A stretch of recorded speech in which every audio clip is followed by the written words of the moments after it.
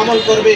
রাসূল সাল্লাল্লাহু আলাইহি সাল্লাম যখন চিন্তিত ছিলেন, আল্লাহ রাব্বুল ইজ্জাত পবিত্র কালামুল্লাহ শরীফের মাধ্যমে হযরত জিবরাইল আলাইহিস সালামের মাধ্যমে জানিয়ে দিলেন, ইন্না আনজালনাহু ফি লাইলাতুল কদর। ইয়া রাসূলুল্লাহ, আমি দুনিয়ার জমিনে আপনাকে লাইলাতুল কদরের মতো নিয়ামত দান করে দিয়েছি। তখন আমরা যদি জানতে চাই লাইলাতুল কদর কি, আবার মহান আল্লাহ রাব্বুল ইজ্জাত নিজেই আমাদেরকে জবাব দিয়েছে, ওয়া মা আদরাকা মা লাইলাতুল কদর। তোমরা কি জানো সেই লাইলাতুল কদরটা কি?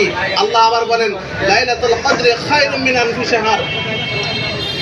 লাইলাতুল কদর খায়রুম মিন আলফি শাহর। লাইলাতুল কদরটা হলো এমন একটা মাস, এমন একটা রাত, যে বান্দা এই রাতটা পাবে সে হাজার মাসের চেয়েও নেক আমল বেশি করার সওয়াব পেয়ে যাবে। সুবহানাল্লাহ। আমি এটা বুঝাইছি যে যেমন হাজার বছর বলতে শুধু হাজারে হাজারে সমান না, বলছে হাজার মাসের চেয়েও বেশি। তার মানে আপনি লাইলাতুল কদরের এক রজনীতে যে ব্যক্তি আমল করবে, আল্লাহ রাব্বুল ইজ্জাত 1000 মাসের চেয়েও বেশি নেক আমল করে দেবে। ইসলাম ভাইয়ারা, আল্লাহ রাব্বুল ইজ্জাত এই কোরআন কারীমে আমাদেরকে খুব সুন্দর কিছু শিক্ষা দিয়েছে। এই লাইলাতুল কদরের কতগুলো বৈশিষ্ট্য আছে, এর ভিতরে অন্যতম 1 নম্বর বৈশিষ্ট্য হলো লাইলাতুল কদরে আল্লাহ রাব্বুল ইজ্জাত কোরআন কারীম নাযিল করেছে। সুবহানাল্লাহ।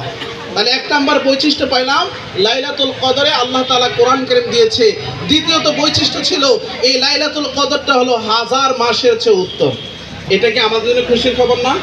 আমি আপনি যদি আমরা বছর হিসাব করতে চাই, প্রায় 83 বছর প্লাস 1 মাস 1 রাতের ইবাদতের সওয়াব আল্লাহ 83 বছর বেশি নেকি আমল দান করতেছে। আমি আপনাদের 83 বছর বাঁচবো তার কোনো গ্যারান্টি আছে না। বরং বর্তমান মানুষের প্রায় 65 থেকে 70% পর্যন্ত, মানে সর্বোচ্চ 70 বছর পর্যন্ত কি পাচ্ছে?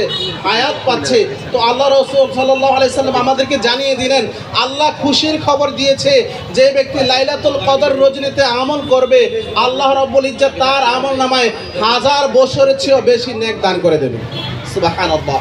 তাহলে আমরা জানলাম দ্বিতীয়ত বৈশিষ্ট্য ছিল এই রাতটা হলো আল্লাহ রাব্বুল ইজ্জাতের পক্ষ থেকে আমাদের জন্য 1000 মাস নেক আমল করার সওয়াবের একটা মাস।